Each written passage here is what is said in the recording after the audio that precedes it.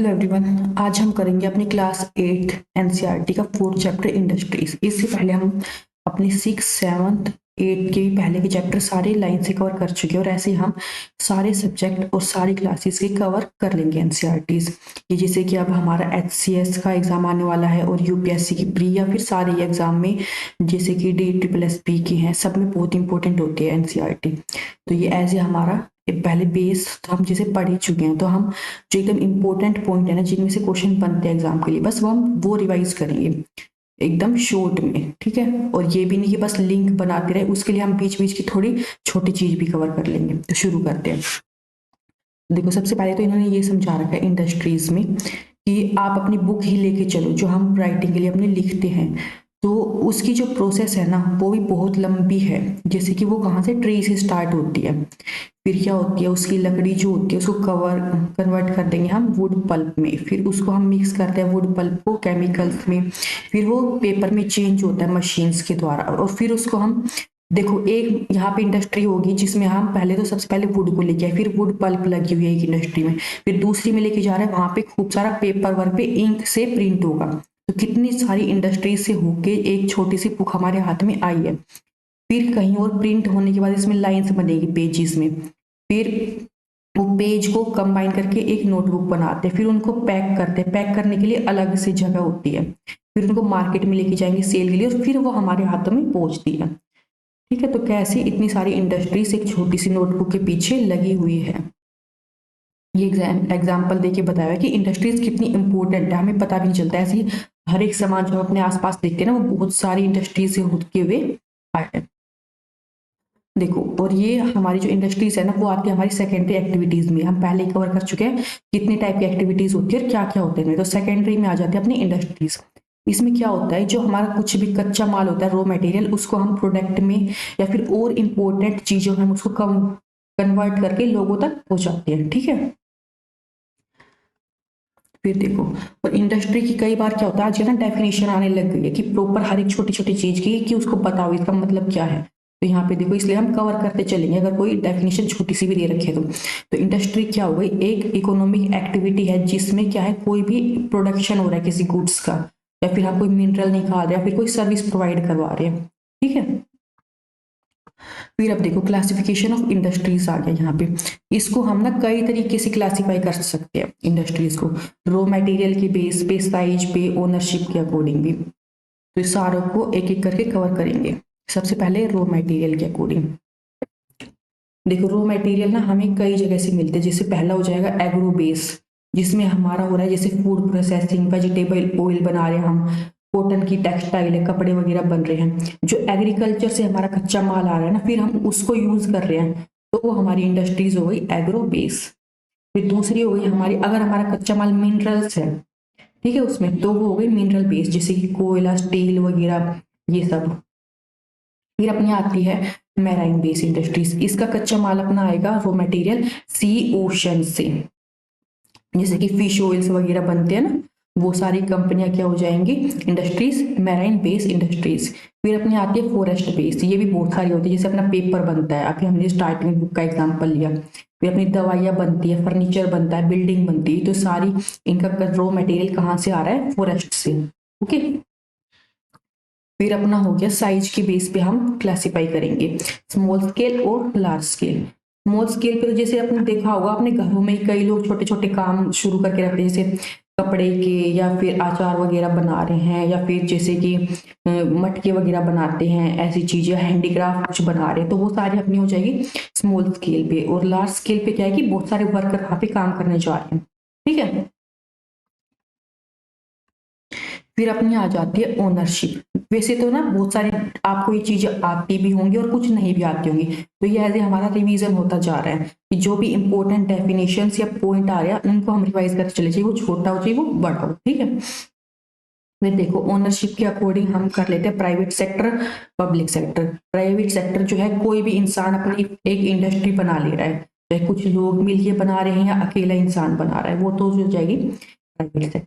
और public sector जो government बना के दे रही है ना इंडस्ट्रीज, वो जाएंगे अपने पब्लिक सेक्टर में। जैसे कि ये देखो एग्जाम्पल दे रखा है इसका, हिंदुस्तान और अपनी जो स्टील की बड़ी बड़ी है कंपनियां, वो इंडस्ट्रीज मेनली क्या है, गवर्नमेंट ने ही बना रखी है। फिर अपनी आ जाती है ज्वाइंट सेक्टर की। इसमें क्या होता है, कुछ परसेंट शेयर गवर्नमेंट का होता है, कुछ अपने प्राइवेट लोगों का होता है। फिर आती है अपनी कोऑपरेटिव सेक्टर।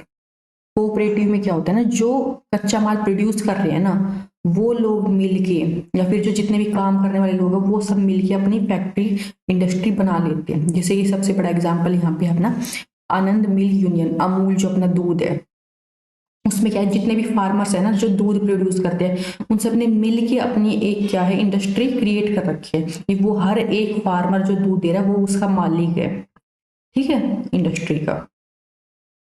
ये देखो सुधा डेयरी है, जैसे कि ये सारे क्या है, कोऑपरेटिव सेक्टर। फिर अपना आ जाता है factors affecting location of industries. तो कौन कौन से फैक्टर जो है अफेक्ट करते हैं कि हमने इंडस्ट्री कहाँ पे ओपन करनी है।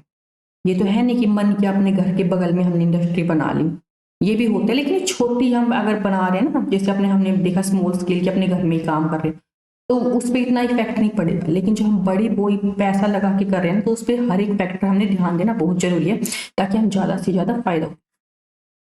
देखो इसमें आ जाएगा रॉ मटेरियल, कि हमें कच्चा माल कितनी दूर से लेके आना पड़ रहा है, उसके पास बनाएंगे, कच्चा माल हमारा कैसा है, हल्का है भारी है, ये भी हम देख चुके हैं ना, इस पे डिपेंड करता है हमें आराम से काम करने वाले लोग मिल जाएं, पैसे कितने लग रहे हैं, मार्केट कितनी दूर है, हमें सामान बेचना कहाँ पे है, सामान लेके जाने का ट्रांसपोर्ट कैसा अवेलेबल है, लैंड हमें जमीन भी खरीदनी है आराम से कहाँ पे, किस कम की मिलेगी रेट की, ज्यादा की, ये सब हमने, और वहां पे मेन पावर इलेक्ट्रिसिटी मिल रही है कि नहीं मिल रही है, ठीक है, ये सारी चीजें हम कैलकुलेट करके फिर फाइनल करते हैं कि हमने अपनी इंडस्ट्री कहाँ पे ओपन करनी है। फिर आ जाता है अपना इंडस्ट्रियल सिस्टम। देखो सिंपल सा, इंडस्ट्रीज एक हो गई, इंडस्ट्रियल सिस्टम यानी कि कई इंडस्ट्रीज का सिस्टम। ये मान लो कोई एक गवर्नमेंट ने कहीं पे एक इंडस्ट्री बना ली, उसके आसपास क्या होगा, छोटी छोटी सी इंडस्ट्रीज बननी शुरू हो जाएंगी, ठीक है, फिर धीरे धीरे वो बड़ी हो जाएंगी, तो एक के पास दूसरी बनती जाएंगी और एक को दूसरी का फायदा मिलेगा। जैसे हमने अभी देखी, जो बुक का एग्जांपल ले रहे थे, एक बना दी, मान लो वुड का पल्प लेके आ रहे फॉरेस्ट के पास से, उसके पास से प्रिंट की छोटी छोटी सी बन जाएगी, लोग प्रिंट की शुरू कर देंगे, पैकिंग की शुरू कर देंगे, बाइंडिंग की शुरू कर देंगे, ठीक है। ऐसे क्या होता है, एक के दूर पास दूसरी इंडस्ट्री बनती शुरू चली जाती है, तो बहुत फायदा भी होता है, तो उसको बोल देते हैं हम इंडस्ट्रियल सिस्टम। फिर आ जाता है इंडस्ट्रियल रीजन। इसमें भी क्या है, बहुत सारी इंडस्ट्रीज एक के पास एक वो हो जाएंगी, और ये देखो, तो पहले तो एक छोटा था, फिर थोड़ा बड़ा एरिया आया इसमें सिस्टम में, मतलब पूरा इसमें रॉ मटेरियल आ रहा है, को जितना भी प्रोसेस हो रही है, और फिर एंड प्रोडक्ट, मतलब कि रॉ मटेरियल से लेके मार्केट तक का तो हो जाएगा अपना सिस्टम। और रीजन क्या है, वहां पे आसपास अलग अलग चीजों की इंडस्ट्रीज है, वो हो जाएगा, ठीक है। इसमें जरूरी नहीं है कि रॉ मटेरियल भी यहाँ पे है, मार्केट भी, इसमें ये सब इंक्लूड नहीं है, सिस्टम में पूरा सब चीजें इंक्लूड थी। फिर देखो ये यहाँ पे रीजंस दे रखे हैं मेन वर्ल्ड के, ये हमने ध्यान रखने हैं कहाँ पे कौन से हैं। ये देखो यहाँ पे एक तो आपको ज्यादा इंडस्ट्रीज दिखेंगी, और एक यहाँ पे देखो नॉर्थ अमेरिका में, तो बेल्ट और अपना इंडस्ट्रियल रीजन, यहाँ पे देखो इंडिया में चेन्नई है, यहाँ पे मुंबई है गंगा वैली पे।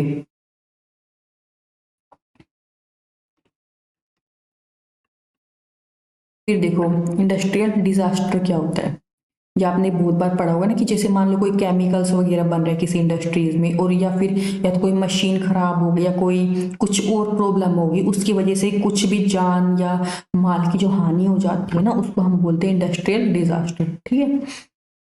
जैसे कि जो भोपाल वाला अपना इंसिडेंट है, उसका यहाँ पे एग्जाम्पल दे रखा है पूरा पूरा, कि वहां पे गैस जो है वो लीक हो गई थी, और उसकी वजह से कैसे कैसे प्रॉब्लम हो गई थी। इसकी भी आप इम्पोर्टेंट बस ये देख सकते हो कहाँ पे हुआ था, कौन सी गैस थी, और कौन से ईयर में हुआ था, ऐसे क्वेश्चन बन जाते हैं। देखो मिथाइल आइसोसिनाइड MIC गैस, और अलोंग विद हाइड्रोजन साइनाइड, ठीक है। और ये देखो यहाँ पे ऑफिशियल डेथ टोल थे यहाँ पे 3598 इन 1989।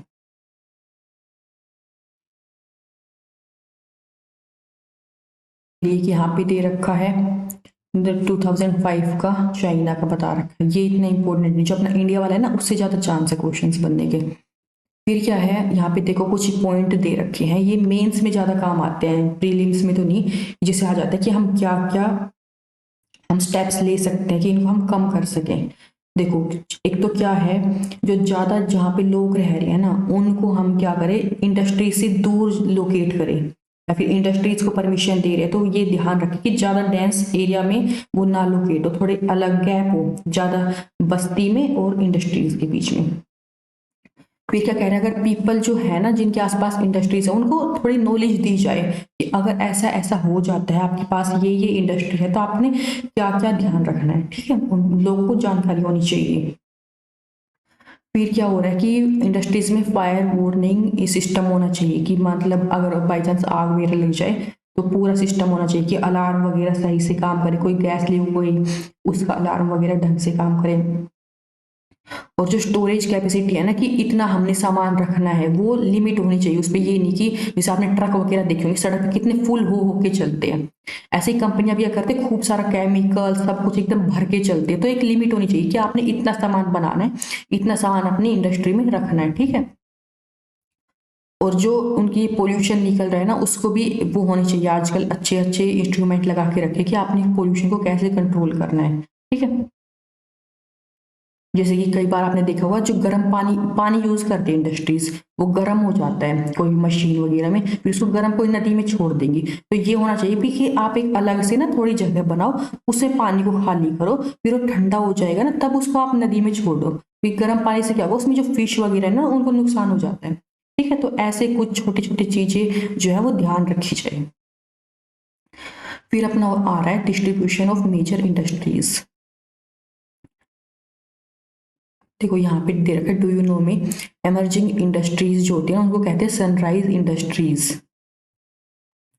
और स्मेल्टिंग, देखो स्मेल्टिंग क्या होता है कि एक प्रोसेस होती है जिसमें मेटल्स जो होते हैं ना उनको अलग करते हैं अपने ओर से हीट करके। फिर यहाँ पे देखो डिस्ट्रीब्यूशन, कुछ इंपॉर्टेंट इंडस्ट्रीज है उनके बारे में अपने बता रखा है। मेजर में आ जाते हैं अपनी iron steel industry, textile industries और इंफॉर्मेशन टेक्नोलॉजी की इंडस्ट्रीज।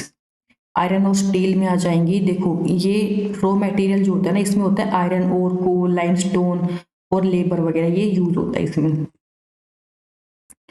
ये देखो इंपॉर्टेंट, ये स्टील जब बन रहा है ना तो देखो 8 टन तो कोयला लग रहा है, 4 टन उसमें क्या आयरन लग रहा है और 1 टन उसमें लाइमस्टोन लग रहा है, जब जाके हमारा सिर्फ 1 टन स्टील बन के दे रहा है, ठीक है। और स्टील जो है ना बहुत टफ होता है, तो आराम से किसी भी शेप में हम चेंज कर सकते हैं, कट कर सकते हैं और वायर भी बना सकते हैं। तो इसलिए स्टील बहुत ज्यादा इंपॉर्टेंट होता है, बहुत ज्यादा, इसीलिए इसको स्टील को क्या है बैकबोन भी कहते हैं मॉडर्न इंडस्ट्री की। पूरे यहाँ पे प्रोसेस बना बता रखा है कैसे कैसे बनते हैं। यहाँ देखो ऊपर से क्या है, ये ऐसे ये छोटे छोटे ट्रॉली दिख रही है, ट्रॉली ऊपर जा रही है, यहाँ से ट्रॉली क्या करे, यहाँ से आयरन और लाइमस्टोन और ये कोक सारा ऊपर से ढक यहाँ पे लुढ़ा दे रही है इसमें, ठीक है। ये यहाँ पे गर्म भट्टी है बड़ी सी, यहाँ से हॉट एयर जा रही है, ठीक है। ये स्लैग है, मतलब जो यहाँ पे कच्चा लोहा है ना वो यहाँ से निकल जाएगा, और मोल्टन आयरन मतलब देखो इम्प्योर था पूरा आयरन, बेकार वाला इस साइड निकल जाएगा, जो यूज हमारे काम का नहीं, जो इम्पोर्टेंट है वो यहाँ पे निकल जाएगा।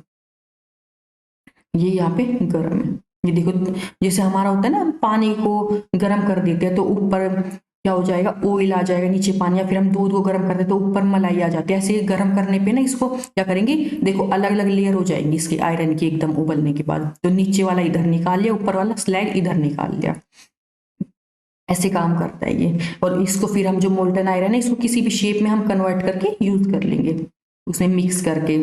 और जो बाकी चीजें थी इसमें बता रखा है ना, देखो आयरन ओर को हम इसके साथ कोल के साथ और लाइमस्टोन के साथ मिक्स करेंगे, और ये यहीं पे मिक्स करके भी डाल रहे हैं, तो ये यहाँ का यहाँ सीधे सारा काम हो रहा है। बहुत सारे तरीके होते हैं, वो डिपेंड कर रहा है हम किसके लिए उसको यूज कर रहे हैं।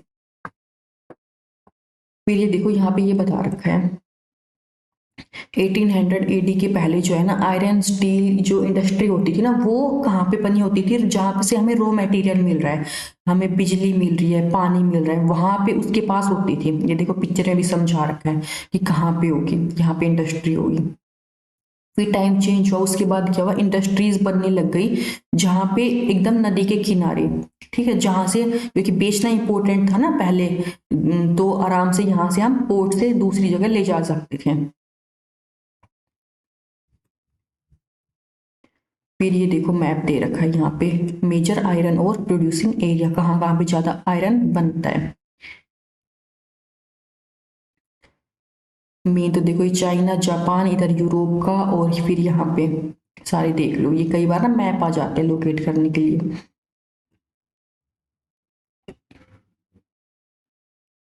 फिर ये जो इम्पोर्टेंट है ना, उनकी हमें थोड़ी सी डिटेल दे रखी है। एक तो हो गया अपना जमशेदपुर।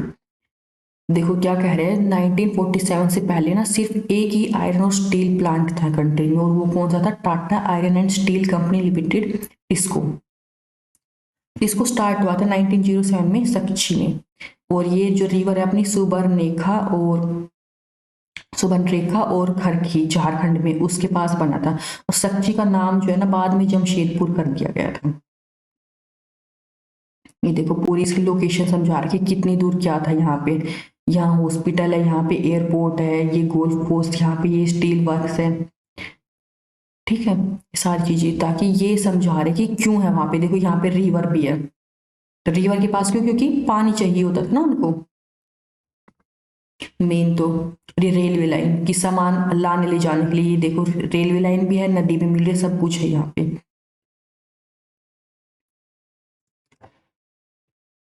ये देखो फिर यहाँ पे एक्सप्लेन कर रखा है, वही जो अभी हमने देखा, सक्ची क्यों चुना, ये यहाँ पे इंडस्ट्रियल रीजन हमने बनाना है, क्योंकि यहाँ पे देखो ये सिर्फ 32 किलोमीटर दूर है अपना जो बंगाल नागपुर रेलवे लाइन है ना उससे, और उसके पास ही आयरन ओर भी है, कोल भी है, मैग्नीज भी है।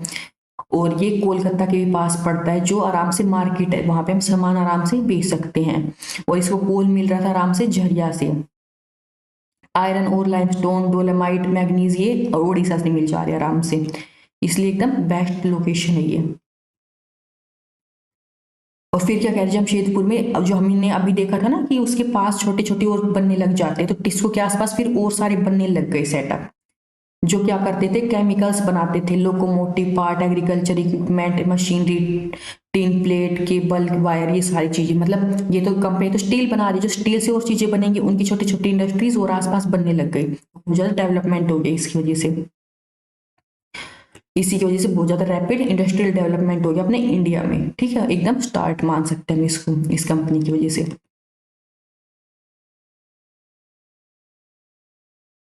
फिर ये यहाँ पे जो अमेरिका की इंपॉर्टेंट लेक्स है ना, उनका नाम दे रखा है, और ये क्यों दे रखा है, क्योंकि हमें यहाँ पे पिट्सबर्ग के बारे में बता रखा है। ये क्या है, अमेरिका का इंपॉर्टेंट स्टील जहाँ प्रोड्यूस होता है वो एरिया है।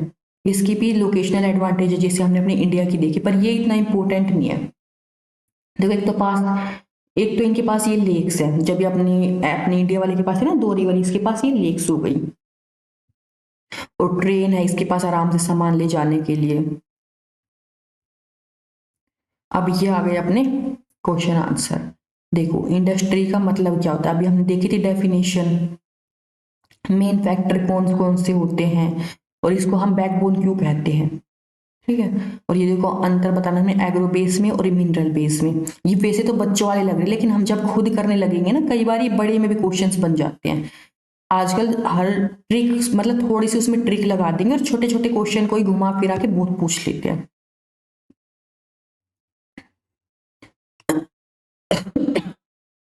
तो मिलते हैं अपनी नेक्स्ट क्लास में नेक्स्ट चैप्टर के साथ। Thank you.